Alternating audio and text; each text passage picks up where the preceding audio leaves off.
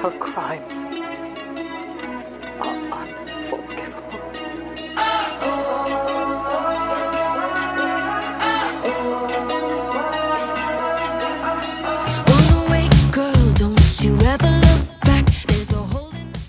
What's good, gamers? Aquilon here, and of course, welcome back to each and every one of you. Today's video, I want to talk about Our Lady, the, shall we say, one of the best female characters, I think, in World of Warcraft, at least for a long time. For me, it definitely. Sylvanas Windrunner. I want to talk about Sylvanas Windrunner because I do think there's a lot to discuss about Sylvanas Windrunner, but also I think a lot that needs to almost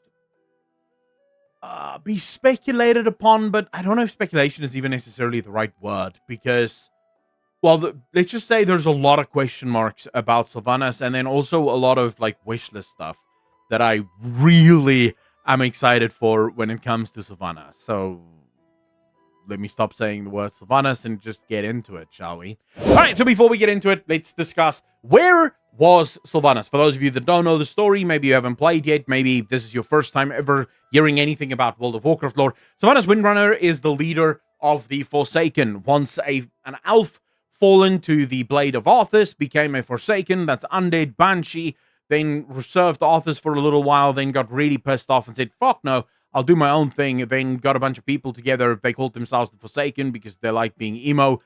They lived in the Undercity because apparently having stuff that smells funny is just, very much their jive. And so they were sort of weird. No one ever really trusted them. But they were good people. They helped out where they needed to help out. But Sylvanas apparently was always busy scheming. Now, the way the lore was set up was that Sylvanas was this once hateful shrew, and then eventually came to, sort of maturity when she jumped off the top of Icecrown Citadel in order to delete herself from Azeroth, and then only realized, never mind, I won't be doing that again. But now in Shadowlands, the lore completely changed. We found out about a guy named Zovaal. Now, this guy was probably the most intelligent human or being that's ever existed in Azeroth or World of Warcraft's history. This guy had planned literally everything, including Denuzer taking over from Chris Mason and ruining the story.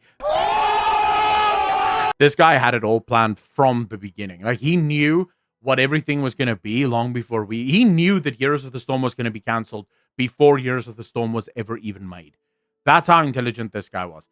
Now, Zovaal actually told Sylvanas that never mind the fact that I was in charge of Arthas, you have to serve me because I have a much greater plan.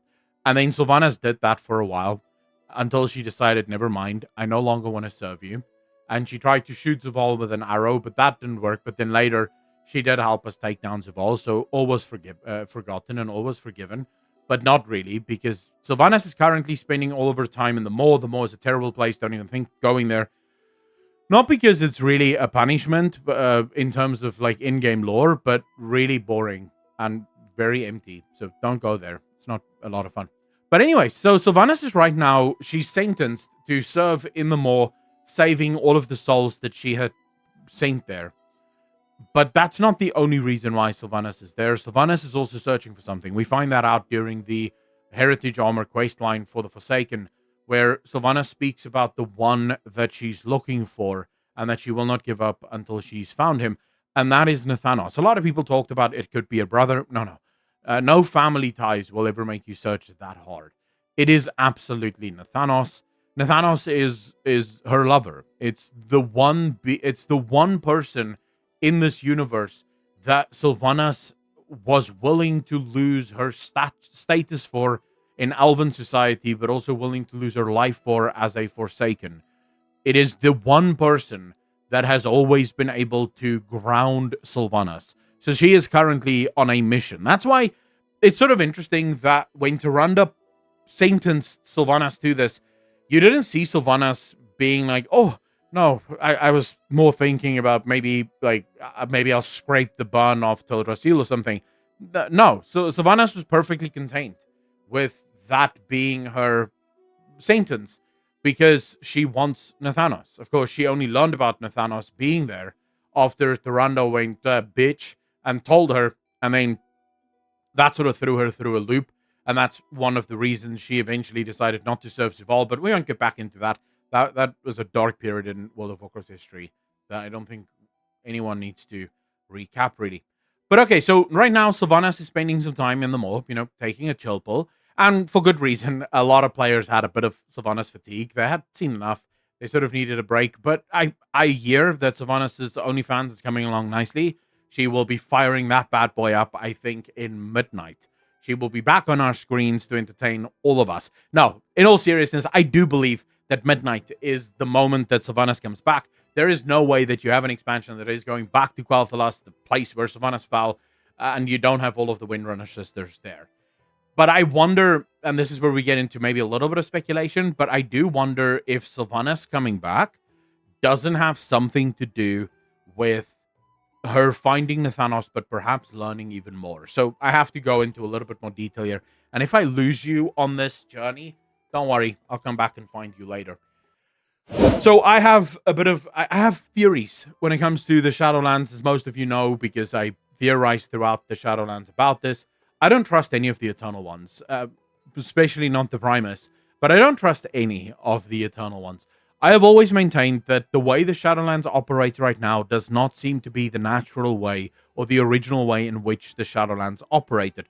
My thought, and still my thought to this day, is that the Maw used to be the original landing zone for all souls, where they would party all night long in the Maw and in Torghast, until Zovaal was found out doing something that he maybe wasn't supposed to do. I'm not entirely sure what that is, though. Now, if we were to use popular theories at the time, like, for example, the Primus actually being the jailer, which I don't necessarily agree with. I want to say I did cover it at the time. I had my own theories about the Primus and who the Primus may be, but I'm willing to offer another version of that story, if you will permit me. What if the Primus isn't so much the jailer, but rather the one that caused Zovaal to become the jailer? In this instance, think about the jailer not so much as the banished one, but rather as the evil one, the bad guy, that caused Zovaal to go, fuck this being arbiter bullshit. I wanna rule everything instead. And what I mean by that is the Primus is a sketch character, like super sketch. And quite frankly, you would not trust this man with your kids. He's a dangerous dude. He made rune blades, which doesn't quite make sense. Why would you need weapons like this? Specifically weapons that enslave souls and make those slaves fight for you for all eternity.